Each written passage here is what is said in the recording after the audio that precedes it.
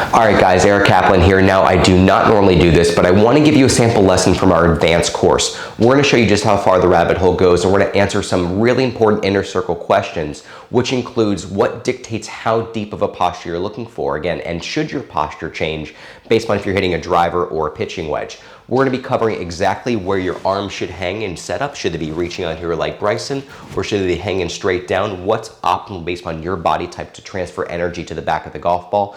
We're also going to be, most importantly, covering the exact drills you need to be doing from home to rewire your swing. That way, the next time you go to the golf course, the posture fundamentals we've been talking about today will become part of your swing DNA. You don't have to think about them anymore for the rest of your life. They will be part of your game. And again, if you want to dive deeper into the advanced program, go and click the link or button in the description below. And if you do like this video, click the like button. And if you want to subscribe to our channel, that would be notified every single time we drop another video lesson program just like this. Click the subscribe button below. And if you do have questions or comments about your swing, go and fill them in below, and I'll get to them in the next 24 hours because I want to be a resource for you to transform your swing from home. And again, the goal here at Axis Golf is to feature other tour coaches, anyone that has some really amazing ideas. We want to be able to use Axis Golf as a platform for them to share the ideas with each other as well as with you. So enjoy this lesson. Can't wait to see you on the other side. All right, guys, homework time. This is day one advanced drills talking about the primary tilt. So what we're going to go through today is not just a drill to help you rewire these motor patterns. That way, when you go to the golf course, you will automatically get into a better posture and improve the way you compress your irons. But we're also going to talk about the nuances. In other words, what are the differences at play between the primary tilt and when we hit a wedge versus a 3-wood, because we want to understand that, again, the posture fundamentals for every club in the bag are the same, but there certainly are nuances that are there. And contributing that to is the conversation, what Bryson DeChambeau has done regarding his single length set of clubs, if he in fact is even doing that. So what we're going to talk about, first of all, is going through how the brain learns. We're going to talk about the exact stance width, the exact drills, as well as the different hinges that we need based on different clubs in our bag, as well as the position of our hands relative to our shoulders. Do we want to be out here? Do we want to be in here? We're going to go through all of that over the course of the advanced drill program today. And so diving right in, when we talk about stance width, we're really referencing the hips, not the outside of the thighs. Now, the reason why is some people have a little bit more cushion out here, whereby if we simply plumb up a club on the outside part of the thigh, we might be a little bit wider than what we're looking for. And of course, what we said was if we get too wide with our stance width, we're not going to have room to get our weight back to our leads, that we're going to end up hanging back, leading to some bad shots from there. And so what I want you to do is I want you to kind of feel around for the outside of your hips, so kind of the bone right there. And from here, I just want you to go ahead and drop a club. We're going to put a tee here and put a tee right there, because this is as wide as your stance width should be for every club in the bag, whether it be a full swing sandwich or a full swing driver, that stays constant. When it comes to ball position, what we said was the bottom of your swing arc is going to occur opposite your lead shoulder, point of furthest extension from the body. And so, of course, this is where what we would say is the deepest part of your divot. That's not where the ball should be, however. We want actually the front of the golf ball in line with that. So therefore, the ball position will be slightly back of that. So about an inch to inch and a half forward of center. That way, we're still compressing the golf ball. A driver, of course, is a specialty club. We will be moving the ball position as far forward from this spot as a tee is high. That way, we're optimizing the launch conditions as well as the angle of attack. And so, step one, proper stance width, proportion to the hips. Again, what we learned from Alison Teege and her anatomical absolutes is based upon the fact that she talks about having your feet 2 inches outside of what's a neutral joint position. What I saw with people with Parkinson's is just that rough plumb bob of the outside of the thighs, but to be super exact, it's actually the hip bones right here, instep of the feet, instep of the feet. Next thing we're going to talk about is this whole idea of hinging and how much we want to hinge. So what we alluded to is we want to get the weight over the ankles by virtue of tilting my upper body back, keep my spine neutral, weight over the ankles. So in truth, you don't have to hinge your thighs back to get the weight over the ankles. If I'm standing up in a neutral position, you could plumb a line, ear, shoulder, hip, knee, ankle. This is a neutral position with my weight over the ankles. While I hinge my thighs back, I need to, in proportion, allow my upper body to hinge forward. So again, if I were to grab a putter, the hinge I would need for a putter is far deeper than what I'd want for a 3-wood. So part of the reason why is if I hinge too deep for a 3-wood, I'm going to end up hitting everything heavy. And the lie angle of the shaft is no longer going to match up to the lying angle of my spine. So what I mean by that is the toe of the club is going to be well up. My hands are going to be much too dropped. And so what we're going to have you do is, again, tomorrow we're going to talk about the position of the shoulder blades in the advanced course, how it's slightly different for putting than it is for full swing. But talking about the primary tilt, what we're going to have you do is we're going to have you grab a club, get into neutral with our spine angle, slightly engage the abs just a little bit. And so from here, we're going to hinge your thighs back, not until the toes come up necessarily, but until the club hits the ground. And then we're going to add some flex there. And what you're going to notice, if I did the exact same thing with a 3-wood, from here, if I hinge the thighs back, I don't have to hinge quite as deeply for me to go ahead and make contact with the ground. And so these are things that are really important when it comes to fitting, because the club fit should be based upon the fact that this club is at a 90-degree relationship to my spine angle. Hinge the thighs back, flex. With this club, we're going to hinge the thighs back and flex.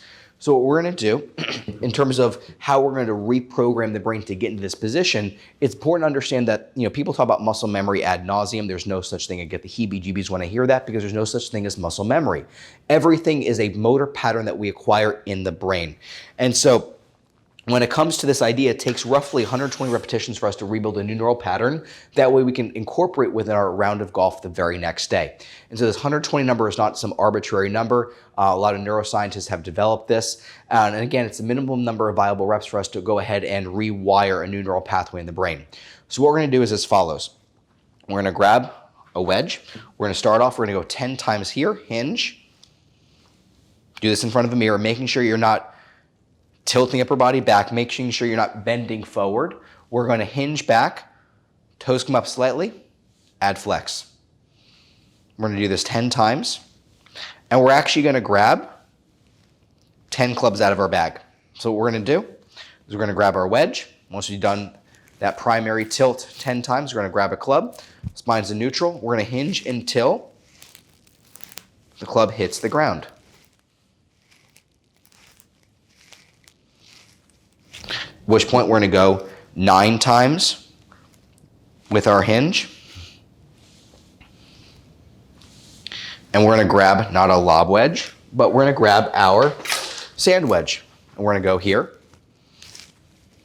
And I want you to learn that the degree of hinge is going to be slightly less as the clubs get longer. So from here, we're going to grab a gap wedge or a pitching wedge. We're going to go 8 times without a club. Sorry.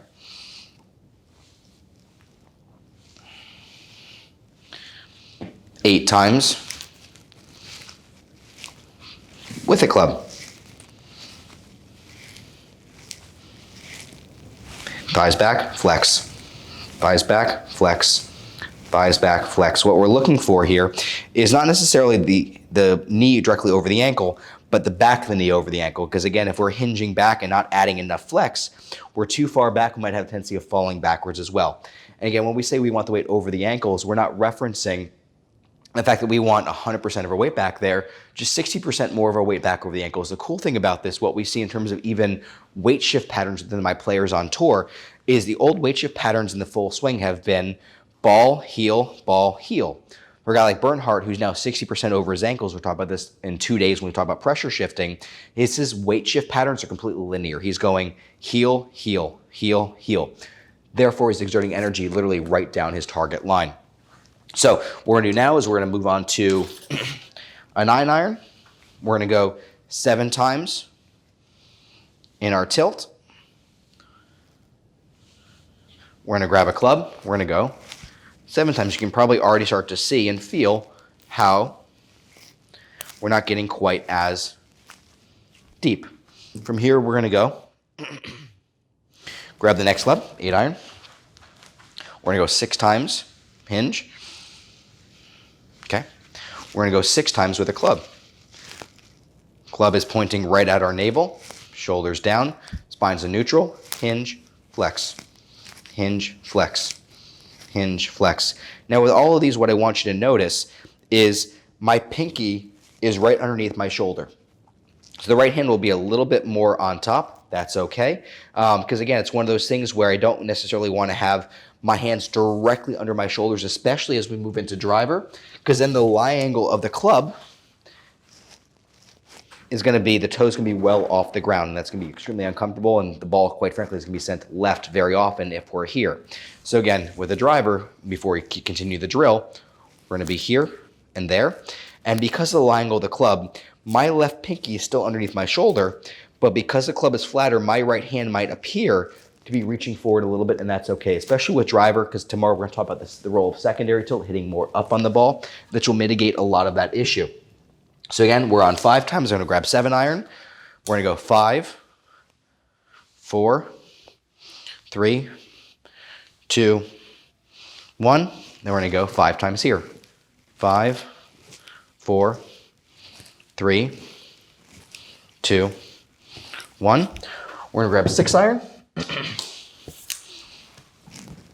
We're going to go 4 hinges, flex, hinge, flex, hinge, flex, hinge, flex, hinge, flex, hinge, flex, hinge, flex, hinge, flex. And what we're going to talk about in a second is, what about the idea of single length clubs? Because yes, based upon the hinge, the primary tilt will change a little bit, but the fundamentals themselves are the same. Okay, there's 3 times here. We're going to go grab 4-iron. We're going to go 1, 2, 1, 2. And that's where I certainly would not want to grab a hybrid or a 3-wood and get into the same tilt I had with the wedge. Because then from here, the toe would be well off the ground. I'd end up hitting a lot of hooks from this position. The same way I would not want to be too upright when hitting a lob wedge or a sand wedge. And so when it comes to this whole idea, and then of course we're going to go one more time here. Now this whole sequence of the drill, just to explain it real quick, is we've done 10 without a club, 10 with a club, 9 without a club, 9 with a club, 8, 8, 7, 7, 6, 6, 5, 5, 4, 4, 3, 3, 2, 2, 1, 1. And so what this, of course, is essentially is 10 plus 9 plus 8 plus 7 down to 1. That number equals 55. 55 plus 55 equals 110 because we've done that same rep series with a club. And so what I want you to do now is I want you to make one swing with each club. We're going to stand up straight, shoulders down, hinge the thighs back until the club hits the ground. We're going to make a swing from there. We're going to work through every club, getting that same sensation, the weight over the ankles. Again, not leaning back, not bending forward, hinging the thighs back, adding flex. So we're going to have you now make one swing with every club, working on this whole idea of tilting until the toes come up, adding some flex, but also until the club hits the ground. When it comes to 2 important questions that I get regarding lie angle, as well as what about single length clubs. And I'll say, okay, let's talk about Bryson real quick, because I think in his bag he has 5 clubs that are the same length. Maybe 6. You know, his driver is definitely crazy long. He is an odd putter. His wedges are definitely shorter. But when it comes to, you know, the way that manufacturers have built clubs, if I said, okay, I hit my 7-iron best in my bag, it might be because my 7-iron I have not just the right stance with, but also it's a tilt that's appropriate given the length of the shaft. And so if I said to somebody, okay, I'm going to take my 7-iron and I'm going to cut every club down to a 7-iron length. My hybrid is going to go far shorter, and my wedges are going to go far longer, so the gapping is going to get thrown off there. So how do we go ahead and counteract that? So we have force equals mass times acceleration. And so in the past, club manufacturers have changed the length of the shaft to go ahead and change the force by changing the acceleration. Every club goes a little bit faster as the club gets longer. And so if the acceleration of every club is the same, if the speed of every club is the same, what you then have to change is the mass of each club, which becomes a club fitter's nightmare. In other words, if your 4-iron is cut down, the way that you make up for the lack of force is by making the club heavier. And so imagine this, that you're having a 4-iron that feels heavier than your 7-iron, and that's what Bryson is dealing with, which is why, of course, this throws off the flex point of the shaft, the frequency, the swing weights. His spin numbers go through the roof unless he had a club fitter literally on site handy. And so that being said, you know, even though he certainly feels like he's mitigating a variable of literally the 1 or 2 degrees of change in terms of spine angle, based on different clubs, he's changing that variable for the sake of changing 6 different variables of the club fitting process. So again, if you want to go down that route, you certainly can. I have nothing against it. It makes a lot of sense, but also you want to be sure that you have a club fitter that knows what they're doing, because again, you don't want to end up having, a pitching wedge that's really, really light because the shaft is longer, to take some distance off it to create the proper gapping. The other thing that I want you to take a look at when you're going through the club fitter conversation is when you hinge, again, the toe of the club should be slightly off the ground just a little bit. Part of the reason why is there's what's called shaft deflection, which is when you swing, the shaft actually bends down a little bit, which is where if you are getting fit, I would definitely recommend a dynamic fitting, which is when you're making golf swings versus just a static fitting. That being said, when we're playing off of different lies and conditions, there's a reason why you've preferred in the past a ball being slightly above your feet versus below your feet. It has to do with the fact that if the ball is above your feet, your slope is like this, it's forcing more weight back over the heels. Whereby people do not necessarily like a ball that's beneath their feet because it actually forces you to hinge deeper, more weight over the ankles to get down. And of course, we don't want to choke down. Whereby a ball above your feet, you simply just want to choke down a little bit. Now, the other thing that we want to talk about in terms of club fitting is you might feel like by getting to this posture, this position, the toe is too much off the ground, and it might be the fault of the club manufacturers. And I want you to imagine something real quick. I'm going to come up a little bit closer. If you go ahead and you take a look, this would be a club that's sitting flat on the ground. That would be toe up here, toe down. If you hit a ball a little bit heavy, do you think you're going to sell more clubs if you hit the ball long left or short right? And of course, the answer is going to be you're going to sell a lot more clubs if the misses that somebody hits when they're testing the clubs go long left. So if the line goes a little bit too upright and the club toe is up, heel is going to dig if you hit the ball heavy. It's going to cause face to close, and the ball is going to end up going a little bit longer, but to the left. Whereby if a club is, not flat enough, too upright, the toe is going to dig first. It's going to lead the face to be open, more aloft. The ball is going to be missed short right.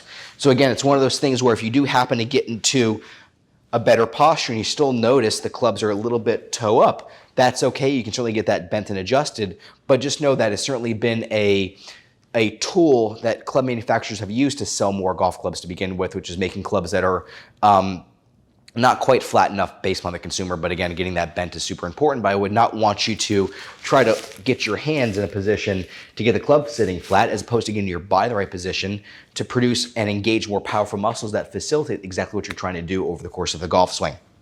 So tomorrow what we're going to do is we're going to talk about the driver, the secondary tilt, the spine. But just to recap today, we've gone through the primary tilt. We've talked about the nuances of stance width, how we want to keep the same stance width for every club in the bag, the nuances, how deep of a primary tilt that we want, the conversation of single length clubs. And again, the only other thing I can think of is, the conversation of stance width is super important. I've had a couple players on tour where they'll be hitting their driver really, really great. And one time I got a call from a player saying, Eric, I cannot hit my 7-iron to save my life. My swing looks completely different with 7-iron. I said, okay, send me what you think. And he said, okay, I think I get more inside with the 7. I think I get more across the line. I said, okay. The first thing that I had to assume, which turned out to be correct, is this player was narrowing up their stance width as the clubs got shorter. And so again, he had an appropriate stance width when it comes to hitting driver, longer clubs, but 7-iron, he looked like this. His feet were actually right underneath his pelvis. And so that player, there would be very little ability to shift your weight, shift your pressure. The lower body would rotate first, move back. That, of course, would cause the club to go more inside. And so it's really cool the fact that I was consulting with him as well as another coach on tour. The other coach was like, okay, you need to elevate more. You need to get the club a little bit higher. And I said, no, this is happening as a result of the stance width being too narrow. And by simply widening up the stance, the club stayed more in front of him because there's less over-rotation of the lower body. And that's what I want to really talk about over the course of this program, which is, yes, there's a lot of aesthetics in the golf swing. There's a lot of things that we see, over the top or coming out of posture, casting the club. If we can identify what is the root cause of why you're doing it, we can catalyze a lifetime of change starting today. And again, don't forget to go ahead and sign up for our Swing Genome Project Facebook page. That way you can catch me going live. Our other Axis Golf coaches, Upload a video of your swing, that way we can personally critique it. There's so many benefits to membership on top of the over 250 video lesson programs that cover every other aspect of the game, from short game to full swing to ball striking to trajectory control. We go through literally everything in this course. We actually have a brand new instructor, Casey Cox, who's a 2-time PGA Teacher of the Year, who developed a breathing technique that actually the only player on tour that utilizes it right now is Bryson DeChambeau, where he is going through and talking about how different ways you breathe into your lungs will improve how you transfer energy into the back of the golf ball. And of course, we have Allison Teege, who is the founder of the anatomical collapse and one of the greatest minds in golf as we know it. And so to have her part of this program is really incredible. And I cannot thank you enough for your interest in what I do on my side. And I just want to continue building a wonderful program for you, because I know if I can help transform your game, my goal in this 7-day course is not just to help you improve, get rid of that one swing fault you might have had your entire life, but I really want to be the guy that all your golfing buddies hate this season. Can't wait to see you tomorrow. And again, thank you so much.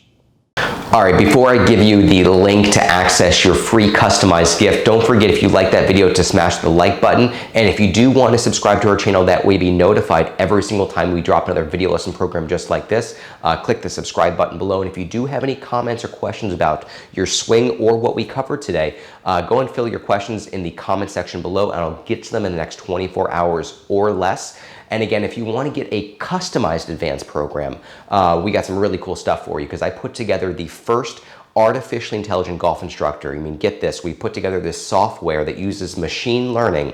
You'll be asked a series of questions about your skill level, your body type, as well as your swing faults.